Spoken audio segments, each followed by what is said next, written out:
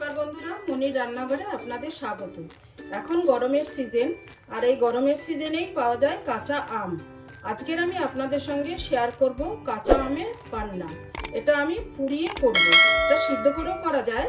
আজকের আমি আপনাদের সঙ্গে শেয়ার করব এটা কিভাবে পুড়িয়ে আম পান্না বানাতে হয়। এই আম পান্না করার জন্য আমি 3টে কাঁচা আম নিয়ে নিয়েছি। এগুলোকে আমি এবারে পুড়িয়ে নেব।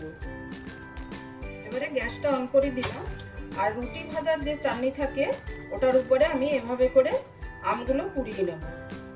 একটা একটা করে আমি আমগুলো পুড়িয়ে নিচ্ছি।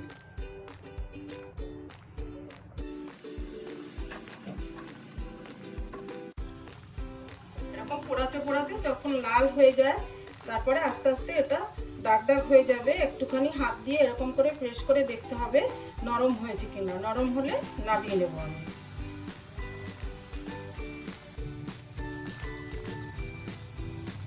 এভাবে ঘুরিয়ে ঘুরিয়ে চারিদিক আমি পুড়িয়ে নেব। আমার একটা আম পোড়া হয়ে গেছে। এটাকে আমি এখন জলের মধ্যে ঠান্ডা হওয়ার জন্য রেখে দিচ্ছি। আমি আরেকভাবে পোড়াতে পারবো, সেটা আপনাদের দেখাচ্ছি।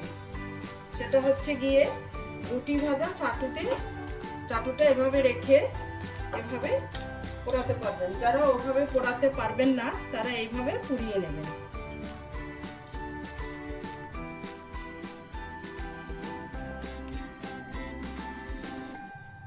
আমার এটাও পোড়ানো হয়ে গেছে, এই দেখুন নরম হয়ে গেছে। আমি এবারে এটাকেও জলের মধ্যে রেখে দিচ্ছি ঠান্ডা করে। এবারে এটাকে আমি ছুলব। আমগুলো ঠান্ডা হয়ে গেছে, এবারে আমি খোসাটা ছাড়িয়ে নেব।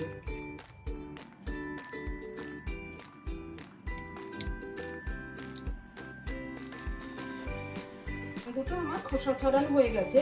এবারে আমি একটা গ্রেটার দিয়ে আমটাকে গ্রেট করে নেব।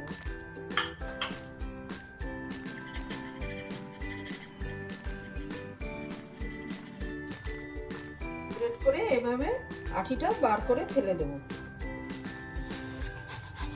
আজকে কলকাতায় 42 ডিগ্রি তাপমাত্রা, আর বাইরে চলছে লু থেকে বাইরে যারা বেরোবে, বাইরে থেকে ঘরে এসে যদি এর 1 গ্লাস খেয়ে নেয় আম পান্না, সমস্ত গরম শরীর থেকে কেটে যায়।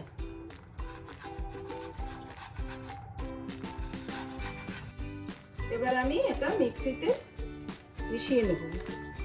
আমি গ্রেট করা আমগুলো দিয়ে দিলাম। দিয়ে দেবো একটু পুদিনা পাতা।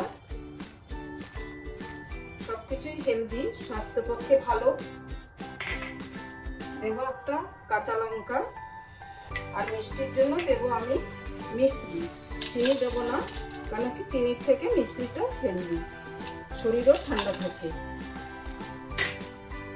আর দেবো একটু ভাজা জিরের পাউডার, এই ছোট চামচির 1 চামচি দিয়ে দিলাম। আর দেবো আমি বিট নুন, আর দিয়ে দেবো আমি 3-4 টুকরো আইস কিউব।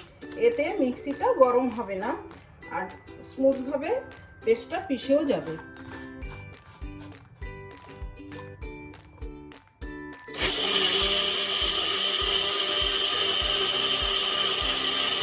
সবগুলো আমার একসঙ্গে করে পিষিয়ে নেওয়া হয়ে গেছে। এবার আমি গ্লাসে ঢেলে পরিবেশন করব।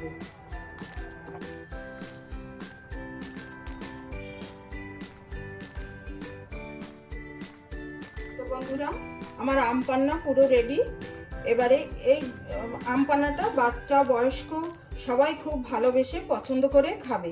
আপনারা এই রোদের সময় এটা বানিয়ে খেয়ে একবার টেস্ট করে দেখুন, কত উপকারী জিনিস। আমার ভিডিওটা ভালো লাগলে আপনারা লাইক করে দেবেন। এখন আসি, দেখা হবে পরবর্তী ভিডিওর সাথে। সবাই ভালো থাকবেন, সুস্থ থাকবেন। ধন্যবাদ।